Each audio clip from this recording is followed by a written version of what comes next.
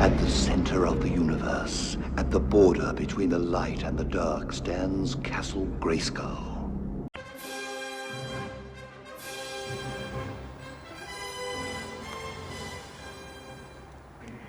I am Skeletor! Hey everyone, today I'm taking a look at the Master of the Universe Classics Dark Despot Skeletor, which is basically movie Skeletor. Now, I've never actually reviewed a Master of the Universe Classics figure on this channel before, but it's actually my favourite toy line. Like, I absolutely love this toy line, but unfortunately this is probably the end of it, which is a shame. But it's a great line to end on because it's based on the movie designs. Mattel have finally, and Super 7, been able to give us figures of these based on the concept designs. This is the packaging he comes in. It's standard Master Universe Classics packaging I've already opened. On the back it shows other figures that are available at the minute. There's the movie line and then probably the last wave of the Filmation line as well. Some great artwork of the movie Skeletor there, and then a bio at the bottom. See the front, it's just a card with the bubble completely covering it. Now the figure looks fantastic. He comes with 3 accessories. He's got his sword, the cosmic key and the staff. His left hand's a little bit loose. Even with the staff in there, it's very loose and doesn't hold tightly. The right hand holds things a bit tighter and the sword will fit nicely in that hand.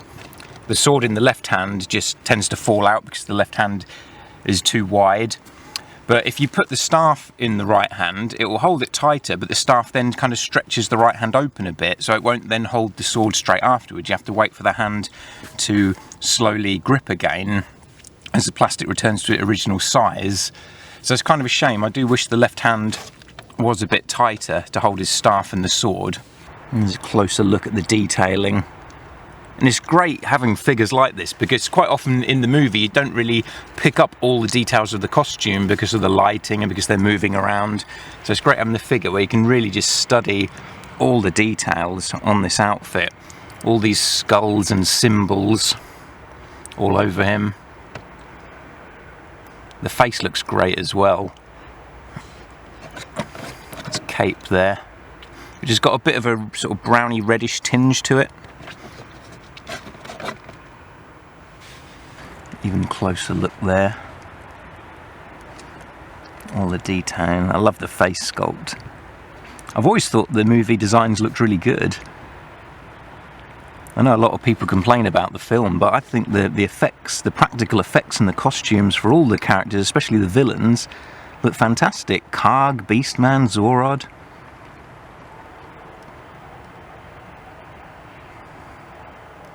This really looks like kind of a prestige figure to me, the amount of detailing that's gone into it. Now for articulation, we've got the wrists swivel on both sides and also have a pivot back and forward like that. As the elbow moves up and down, there's a swivel at the top of the bicep, but it's a bit hindered by the shoulder pads, but they will turn a bit. The arms go all the way around and out to the side. Once again, the out is a bit hindered by that shoulder pad, so it won't go as far as a lot of the figures will. It's a swivel at the waist and an ab crunch. The head will move around, but once again that's a bit hindered by the hood at the back. But it's unavoidable with a costume like this, so I'm not too fussed about it. They will move a bit, so you can get some cool poses of him looking to the side. The legs go out to the side, and this kind of skirt bit is very flexible, so the legs get a good range of movement from it. And they go forward as well. The forward's a bit hindered, but hopefully once we get Snake Mountain, whenever that comes, we'll be able to get him in a sitting position on the throne, and his knees bend there. I'll try and get him on the Grayskull throne in a bit and see how well he'll sit. The ankles go down, they swivel as well, from kind of side to side, up and down. So there's a good enough range of motion there. It's typical Master Universe Classics articulation. If you've had any of these figures before, it's pretty much the same, though the pivot at the wrists is reasonably new. It's only in the last sort of couple of years we've had that. Now for a look at the Havoc Staff. You've got a great sculpt on the ram's head skull there, all in gold. And on the back you've got that kind of starburst design. And the staff itself is a kind of grey-black going up there. And here it is compared to some of the other Havoc Staffs. The kind of main three designs from New Adventures, the original series and the movie.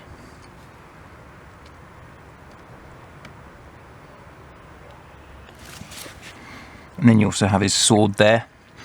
Just got a kind of a skull with wings design upside down at the hilt there, and the blade going up.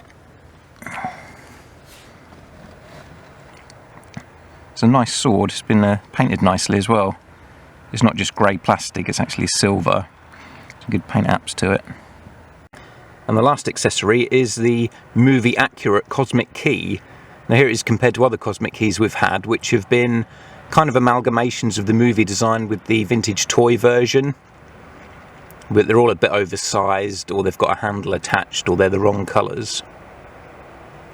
But the new one is the right size scale for the figures, the right colours, the right detailing. It's pretty much a straight up movie accurate cosmic key.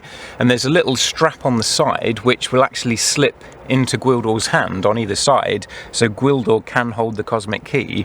Other figures find it a bit more difficult. You kind of have to nestle it in their arms. But I like that Gwildor himself can actually carry it. You see, Skeletor can kind of hold it a bit with the strap as well there. Or you can kind of nestle it in his arm a bit like that. It's a bit awkward. You just have to kind of balance it there if you want to have him holding it like that.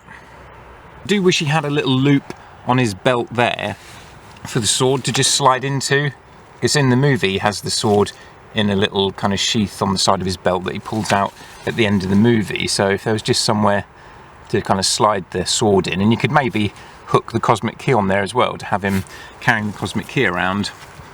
But otherwise it's a nigh on perfect figure. I don't really have any problems with it, other than the left hand being a little bit too wide of a grip. But it's not a massive problem. And here he is next to the two other main Skeletor variants, the classic Skeletor design and the New Adventure Skeletor design. And all three of them look great. It's hard to really pick a favourite. I think it's just a skull face in a hood is a design that kind of lends itself to anything. It's very hard not to make that look cool. And obviously I've got a lot of affection for the classic looking Skeletor. That's probably going to be my favourite just from nostalgia, but I've got to admit I think the other two are actually cooler looking designs because there's so much detailing in them and they look so sort of grim and evil. And here's Skeletor next to the other movie designed evil warriors we've had in the line, Zorod, Blade and Karg, all of which look great. It's a shame we didn't get Beastman and Evil Lyn. Beastman especially, I'd have liked to have made up the curious quartet of him, Blade, Zorod and Karg. And that Beastman design is always really appealed to me. When I was a kid I actually found him quite frightening. Who'd have thought Beastman could actually be scary, but when he was tearing up the school trying to kill Julie, like, I found him pretty scary. And there he is with the movie He-Man. Just look great together. Thanks for joining me for this look at the Master of the Universe Dark Despot movie Skeletor. I want to do a review of a few more of these movie figures as well now they're out, since this is probably the end of the line. Thanks for watching everybody.